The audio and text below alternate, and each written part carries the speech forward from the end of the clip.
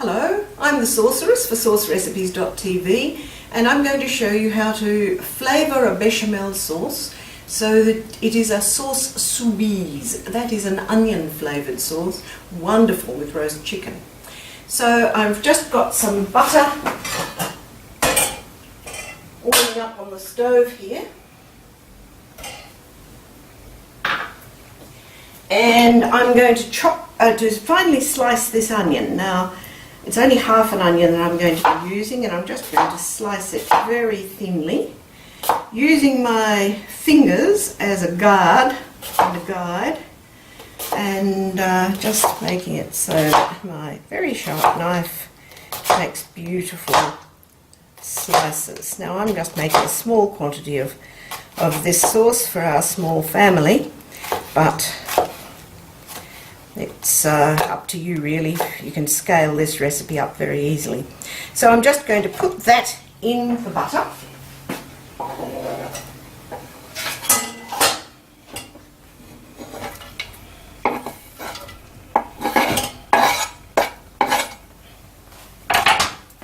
And mix that around a bit.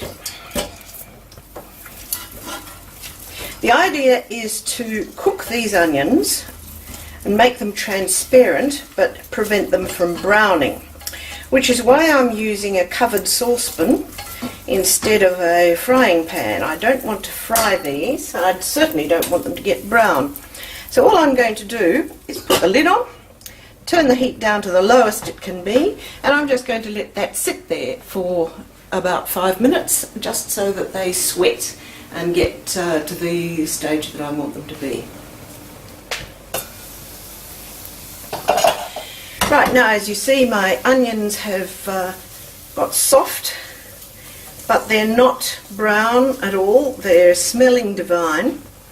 I'm going to add about a quantity of bechamel sauce, the same bechamel sauce I made in the previous video.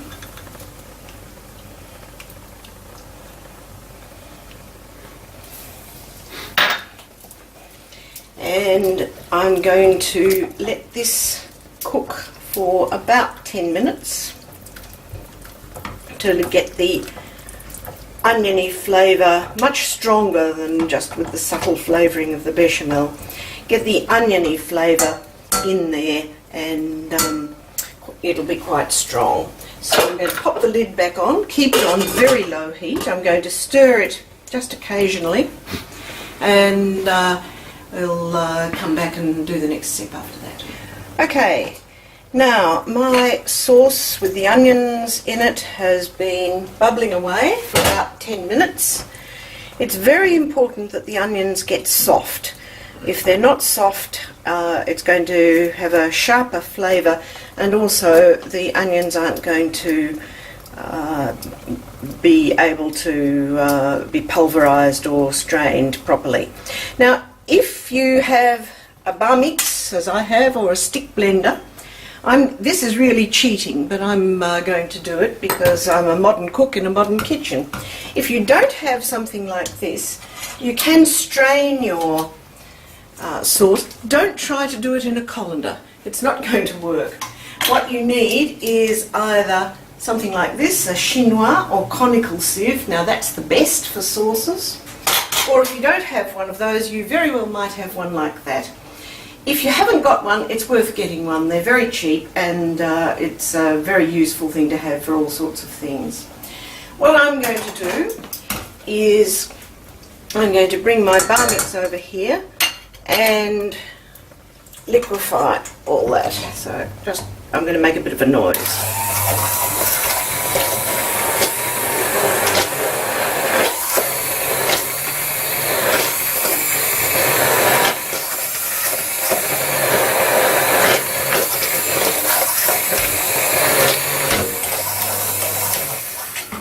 Just making sure that that is all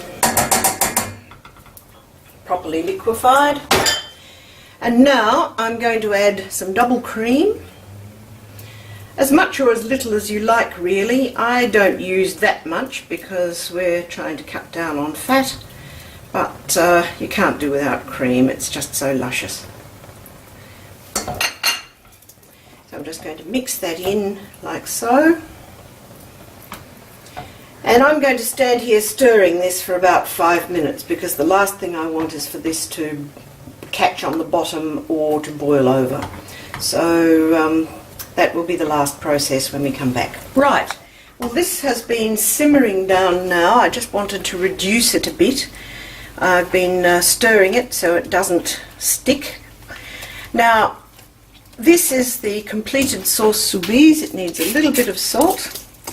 It needs some pepper,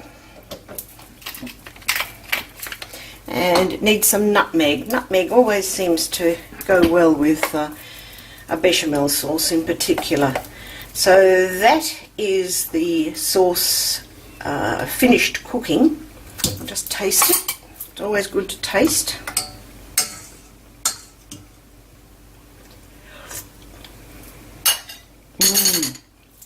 That is so subtle, so elegant, and so impressive. It's a very welcome change from a pan gravy made with a proprietary gravy mix or something like that. You can serve it just as is with the bits. I'm going to strain it so that you can see how it looks. And it also is a more elegant, more sophisticated presentation if it's been strained. So I'm just going to push this through my sieve. When you strain something like this, you need to get a wooden spoon and help the sauce through. And you can see the residual bits of onion. And I'm going to just force some of that through to make sure we get as much flavour out of the onion as we possibly can.